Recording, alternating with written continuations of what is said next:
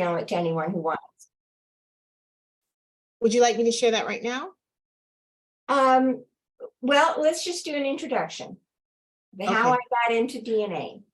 Okay. And what brought me to this. I'm almost 80 years old. You'll have to forgive me, an old lady. But You look, I would have never guessed at all. Oh, you're so look sweet. Thank you. much younger than that. I got started in genealogy about 37 years ago. And to preface that, I had a child when I was in my teens that I gave up for adoption. And I searched for her and I found her when she was 21 years old. So we've been reunited for 37 years. And then I got involved in genealogy, and while also having ties to the adoption world. And over the years, found that many people who are adopted are not entitled to their birth records and other personal family history records. And so about 15 years ago, I became actively involved as what we call a search angel, where I help people who are adopted or who don't know who their parents are. And then about 2003, DNA came along. But it wasn't until about, the last 10 years that it really has mushroomed. It has grown so much. And so those of us search angels have had to jump in the pool, in the DNA pool, and learn how to use DNA, autosomal DNA, which is to assist us in finding birth families. So that's how I got into it. And mainly now, I help people who are what we call not only adoptees, but also NPE, we call non-parental event. In other words, people take their DNA and they get a surprise, either one or both of their supposed parents. Or as we say, the man your mother married is not your father. And so that happens a lot. They say that around 25% of all people who take DNA tests will get a surprise. And so, and also donor conceived.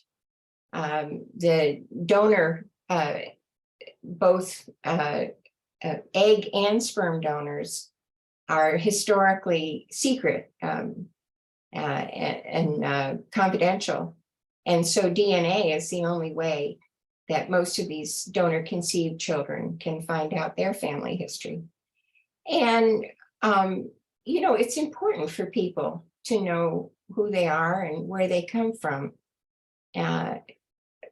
We all long for this sense of fulfillment of knowing our past and how it will affect our future and our medical history and our family heritage and history.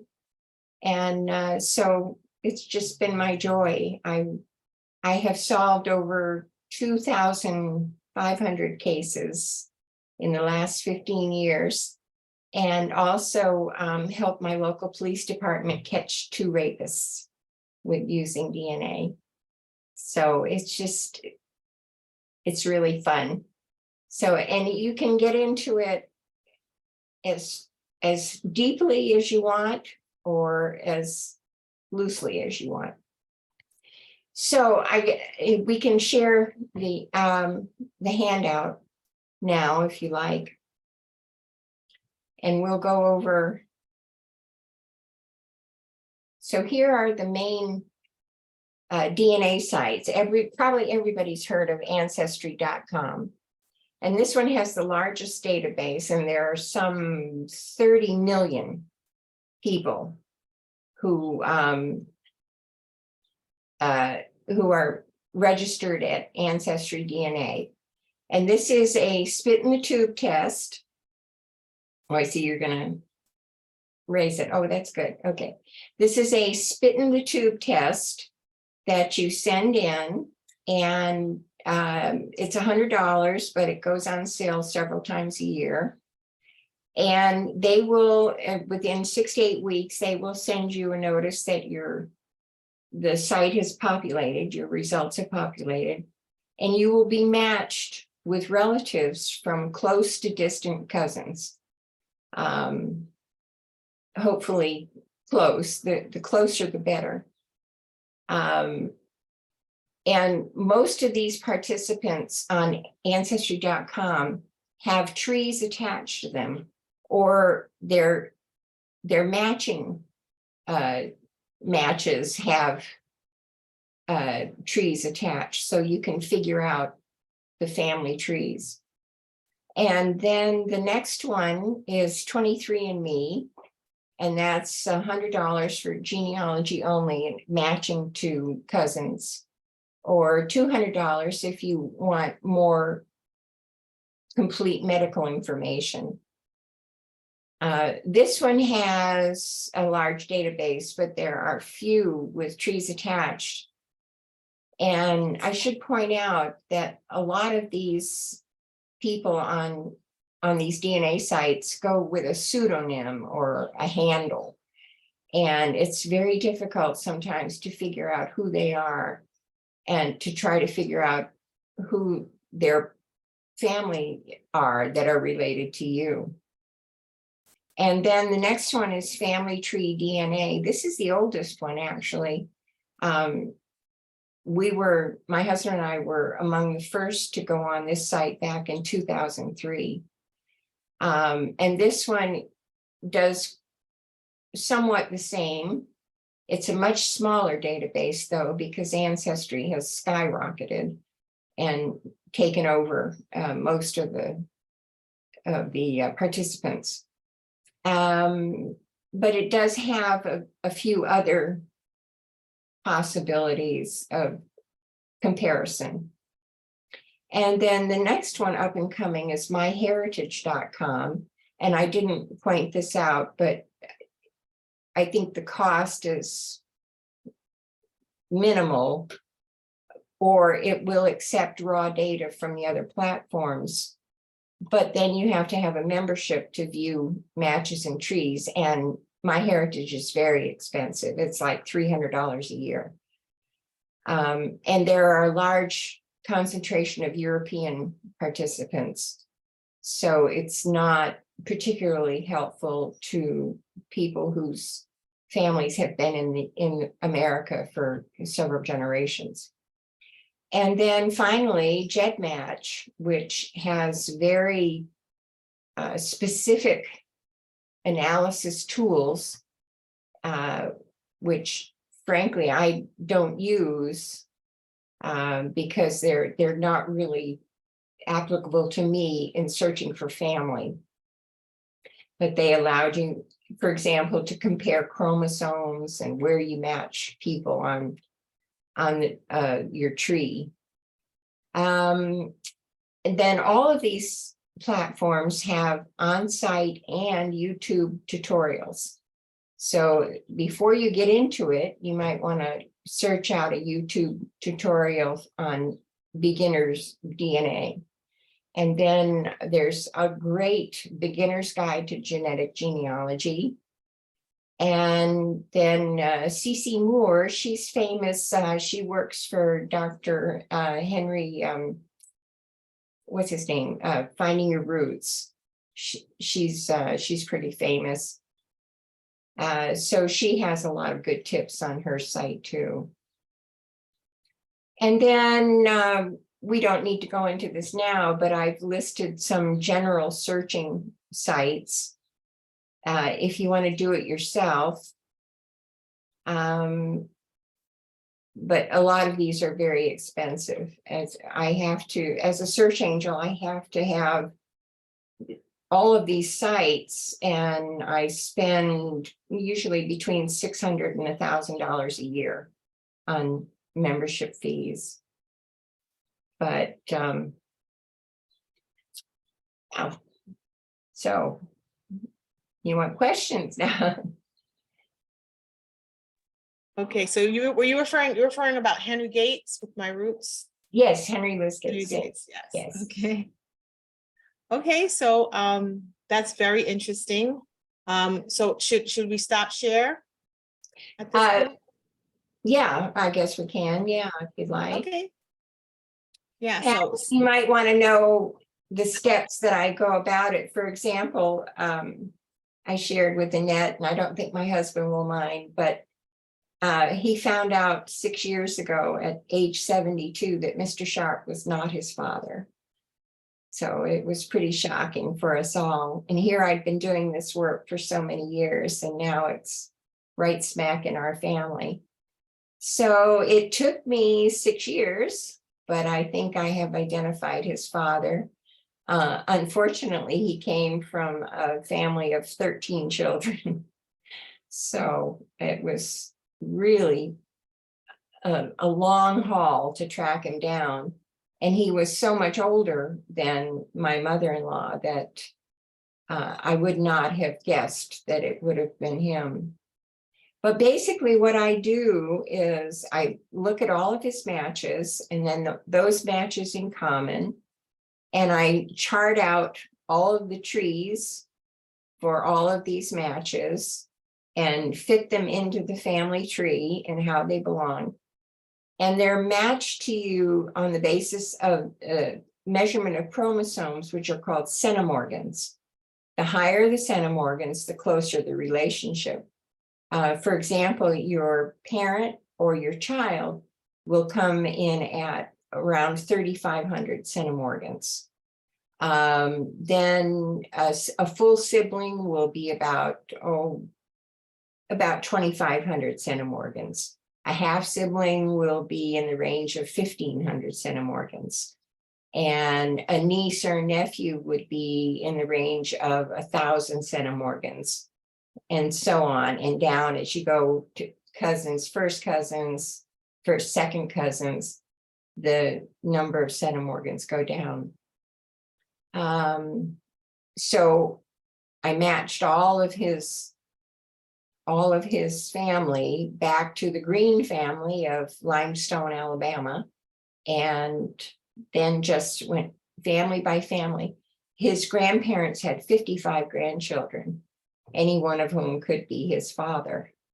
So it was a slow slogging process, but we did it.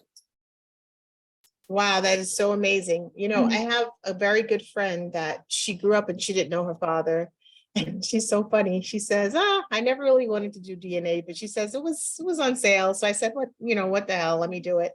And she has met her father and her siblings. Yeah. And it's interesting. She says that her, the connection with the father, he was kind of reluctant, but now she's like the most, I think she's one of 5 children with like 3 different women, and she's the most successful, and she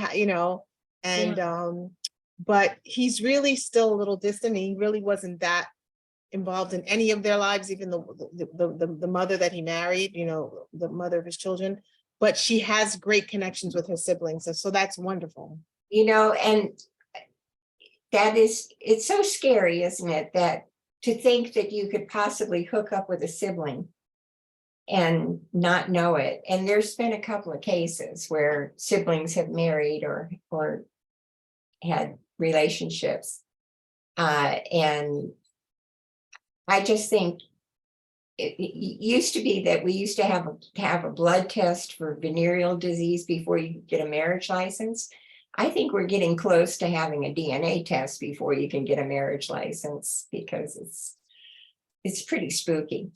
But that points up another thing. You may, on every one of these sites, you can register and be shown to the public and your other matches by a handle or a pseudonym.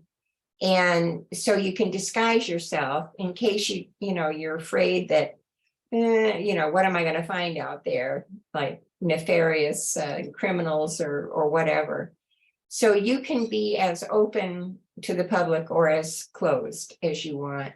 As a matter of fact, I have one mother, the adoptee was matched to her mother on Ancestry, and I have no idea who she is.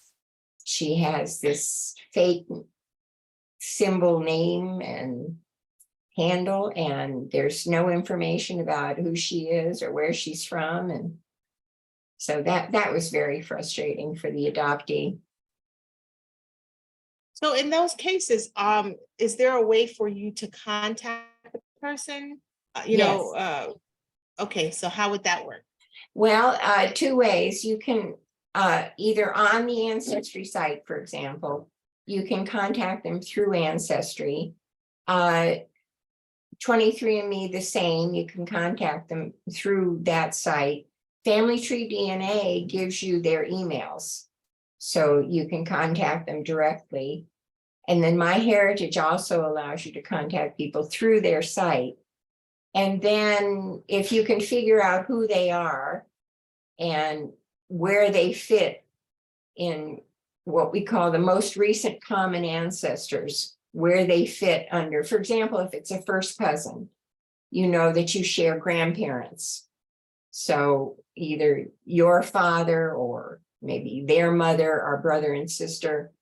And so you share the grandparents. Sometimes you can figure out where they are. And that's where under people finders down here, I gave you some sites to go to try to find people, addresses and phone numbers. I have a question about, you mentioned earlier that you were able to help resolve 2 rape cases. Yeah. Mm-hmm. I don't know, it's probably confidential, but can you let us in when, our audience may be interested in finding out like how the police or the government may be using DNA to help them solve things or to help them identify people. Yeah. Like, I had another question about like, if someone dies, right? Can you still use, through DNA? I guess maybe it's a stupid question. Through their corpse or their body, can you connect them to people? Well, yeah. You mean if one of the participants, if one of your matches dies? Yeah, like if like someone, can you use after someone is dead, can you like use the parts of their body to find out about their history? You know what I mean? Yes like, and no. Okay. They are exhuming a lot of bodies. You may have heard of the Jane Doe Project or John Doe Project. I did not know. Okay. They're solving now a lot of unidentified corpses all over the country. There's several groups that are doing this, and basically they're exhuming the bodies of these people who died unidentified and using it in the police have access to 2 of these sites that and Jed Match is the biggest one, which has a specific share your results with police, and so they invite the public to help them. And basically we do the same thing. We build the trees of their matches, but in the case of these criminal and doe identification, it's much harder because the matches are usually much more distant. And so I had to, in the case of the 2 rapists here in Pennsylvania, I had to go back almost 200 years to find the most recent common ancestor, and then fill out all of their descendants and how the matches overlapped. And it was a long slogging process, but it's getting faster because these databases are growing exponentially. As I said, Ancestry, I think, is up to 30 million now, if not more. Wow. I have a question. I know that there are some people that are leery of having their DNA out there because it could be sold. You know, you hear all kinds of story that they sell it or they'll just who knows? Do you know what I mean? And now people are talking about cloning humans. What and any myths that you'd like to dispel? Yeah, that's totally a myth. The only reason that anybody should be concerned about having their DNA in the databases is maybe they've done something nefarious in their past, like these rapists, I'm sure they won't be joining. But otherwise, no, nobody can clone your DNA. It's only the data that is preserved. I don't think they keep the spit or anything. There's, yeah. And what was your other question about cloning or selling your data? Yeah, I was just general myths. You know, you hear there's some people that are reluctant because they're not, they're skeptical because All of these sites have vows, they promises that they will never sell your information, that they will never share your DNA, your raw data with anyone. So I don't know if there's a law that could be broken or whatever, but I don't imagine what anybody can do with your DNA. No. And I just want to get, because time is wrapping up, but we would like for you to share maybe some of your personal story, I know your book, share with your book, and in the last time we would like to know, are you doing this? You had mentioned that you were closing up and retiring or something. Well, but like how do we, not by choice, yeah. But I'm almost 80, as I said, but before COVID hit, I was working, 5 or 6 cases a week. And then COVID, of course, everybody was shut down and nobody was really searching. So I didn't get that many cases. And now they have the Search Angel network has just boomed.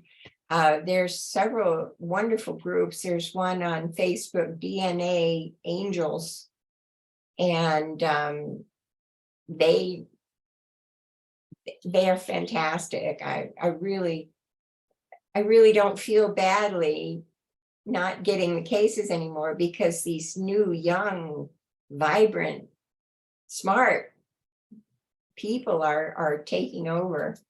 So I'm really happy to pass the banner on. And I've got other things I can work on.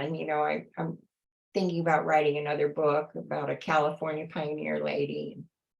So, yeah.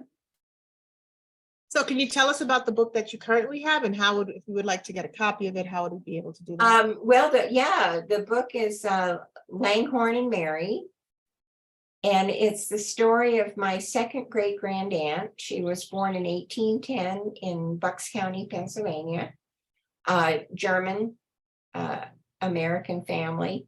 And in 1835, she married a Black man, and which was legal at the time.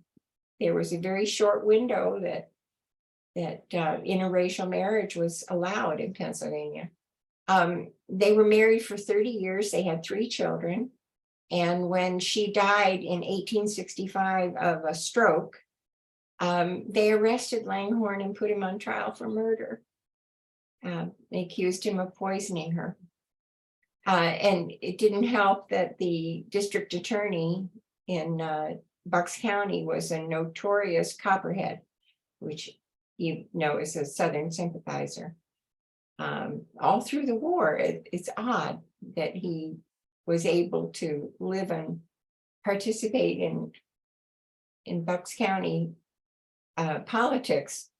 But anyway, so I told the story of Langhorne and Mary, and I personally think it would be a great movie. Has wonderful parts. And I chose that opportunity to write the story of the Quakers and anti-slavery and the Underground Railroad and some of the history of African Americans in Bucks County and Pennsylvania. So, Wow, that's great. That is so great. I'm looking forward to reading that book.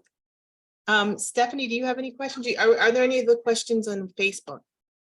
Let me just look. No, I don't think. I think, you know what? I think this is so deep. yeah, We're not like used to topics like this that are like, I mean, this is so interesting and so like, you have to use your I mean, I don't know how to put it. Like, and that, like, you got to use your I brain. said Like, it is we don't. rocket science. So be kind to Yes. yourself. You know, a lot of people are kind of stunned. And yeah, Right. Yeah. And I feel like we're just scratching the surface. So we look forward to having you at other times to get a little bit more sure. into. And please um, tell your sisters that they can email me, contact me on Facebook. Sure, you're one of our on- sisters, so they could find you for sure. Absolutely. you- I have what- a page on Facebook, Priscilla Sharp Search Angel. I also have adoption news, mothers have lost to adoption, fathers have lost to adoption, and I love adoption reunions. So those are some You of know my what I'm pages. thinking, Annette and Priscilla? I'm thinking like, our app is going to come out and we're going to have a marketplace. So I'm thinking something like this. Do you charge or do you charge for your no, service? So no. since you don't charge and it's kind of like it's a nonprofit situation, I think Annette would agree with me that we would definitely want you to have a page to be a resource, because our app is a resource to women for Sure. all things. And it would be great for them to, the same way you have a page on Facebook, to have a page where you kind of explain like these are the things you can help with, in our sisterhood. I'm And it very may come happy. up for us as well, that we need you. I don't charge, but I do accept donations. And Okay. thank heavens for a few of these people. I usually receive enough gifts to pay for all the sites that I have to Okay. have membership to. So, but yeah, I'm very happy to help anyone. Okay. And yeah, I mean, this is not something that people want to get into on a public forum. I understand that. It's intensely personal. But when the question comes up now, I'm just so happy that we have such a diverse sisterhood in that we can say, oh yeah, you need to go to Priscilla about that. And I'm thinking we need another workshop on just the topic about like adoption. Wow. Like that whole thing, that's a whole topic in itself, like children, what happens when they're taken away, from Oh my gosh, yes. mothers. Oh, Like, and I've got people for you there. I'm very involved in Saving Our Sisters, which is we help young mothers and fathers who are vulnerable to the adoption industry, mm, who are coerced and not forced, but coerced to give up their babies. They're told they're not good enough, That's a topic that interests me because I want to look into adoption, but that's something that we definitely need another workshop on. So people that are looking to adopt are informed that they go to the right type of agency, that what they're looking to do doesn't hurt someone. I'm definitely interested in that because I don't want to take someone's, child, and that's not what they want. You know what I mean? Like, right. Adoption is usually, unless it's from foster care. There are children definitely in foster care who are in need of homes, who will never be able to go back to their birth families, or no one in the family is found to take care of them. But adoption is usually a temporary solution or a permanent solution to a temporary problem. Usually most mothers only need, a couple $1,000s until they can get back on their feet again. And there's no reason that a woman has to lose her child permanently in order to get help. You're right. And adoptees are impacted far at a far higher rate. Children, adoptees and foster children are 8 times more likely to be abused or unalived. They're 4 times more likely to try to unalive themselves. So, oh gosh, yeah, we can go into these. We topics. have one comment and we can wrap this up. Norma Stacy Roper Webster says, in the past year, I've heard of 2 people looking for relatives who were adopted. Great resource. So, maybe, we can connect you I'm here. and Norma. Okay. So, Oh, I'm gonna now, just if they're looking for a child who has been adopted out, that's pretty difficult, but I can certainly work with people and help them, yeah. Okay, I'm just gonna message her, and we will connect her to you. Okay. Oh, I'm here. Okay, thank you so much, Priscilla. Annette, you could go ahead and wrap this up. Yeah, Thank you so so this much is- for your time. Yes, it's very interesting, and I think that more and more people are contemplating, getting back to into the roots. It's funny. One of our sisters, she made a comment. She was like, "Well, you know what? I don't really need those people in my lives," right? Something like that. Like, let them stay Knowing where is they. not necessarily connecting. You don't have to contact them. I mean, it was kind of a joke too, but Yeah.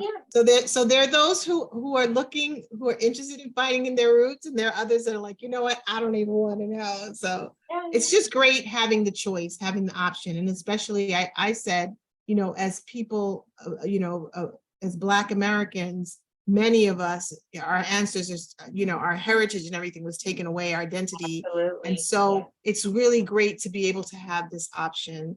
And just like, just curious, because like with Roots and other sites, they're more into, their focus seems to be more of, hey, where in Africa are you from? Or where in Europe are you from? Really going back to where your great grandparents are. Did you do any of that kind of work? Actually, Ancestry and 23andMe, they give you all of that too. They'll tell you that you're, maybe 8% Cameroon or 9% Nigeria or 10% West Africa. So they can narrow it down somewhat. And they give you maps that show actually on the map, for example, in Africa, the direct region, not only where your ancestors were from, but also where you may have matches. Wow, very interesting, very interesting. Yeah. Okay, so thank you so much. And then, I mean, for those of you that got some European blood back there, Right, some surprises, or some European, some people of European descent that have some Black in them. That's like, whoa, yes, I love that. Yeah. Yes. Okay, thank you so much. This was such a great pleasure. time. Fascinating work. That's Yes, what I'm yes. hearing. And Yes. looking forward to working with you, in the future, in the not so distant future. Yes. Thank you so much, Priscilla, for your time. Yes. So thank you for all who have tuned in and those who are going to watch later. It's definitely, this is a very worthwhile topic to see at a replay. Share the video, encourage the members to check it out. And as always, we are open to hearing what are the different topics that you want to learn about. And even though our focus is primarily promoting the businesses and services of our members, we will from time to time just give information, like how we used to do in the past. So if you have a business or product and you'd like to promote it, please contact us. You could inbox Stephanie or myself. You could also email us at info@sessionaut.com. And, let's just enrich each other. This is what Session Now is about, is teaching each other and shortening the learning curve and just enriching our lives in general. So thanks again for being here, and have a good evening, everyone. Yeah.